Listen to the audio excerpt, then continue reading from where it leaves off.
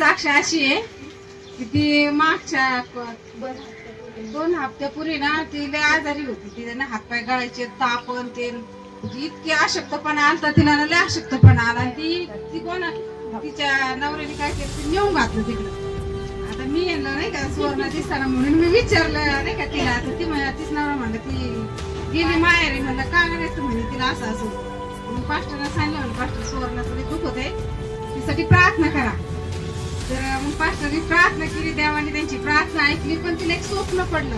आता ती आली 2-3 दिवस झाला आली, पण माझी तिची गाठच नाही.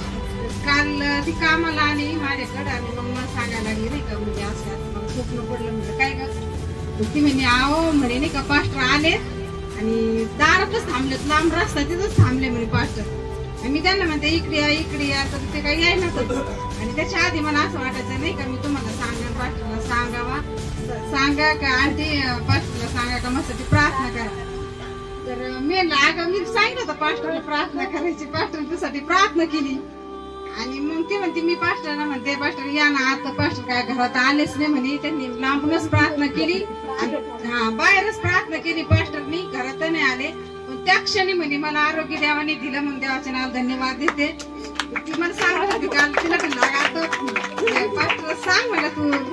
ती होती नाही बाई मला थरथर का बोल नाही का. अशा काही गोष्टी देवाने दाखवलेल्या आहेत तर त्या अशा लपून नाही ठेवायच्या, कारण देवाचा गौरव त्याच्याद्वारे होतो. कारण तुझ्या जीवनात तसं कार्य केलं पास्टरच्या प्रार्थनेद्वारे तर इतरांच्या जीवनात तसं कार्य होईल, म्हणजे नाही का त्यांचा विश्वास वाढतो. देवाचं नाव धन्यवाद देते. पास्टरची प्रार्थना देवाने ऐकली.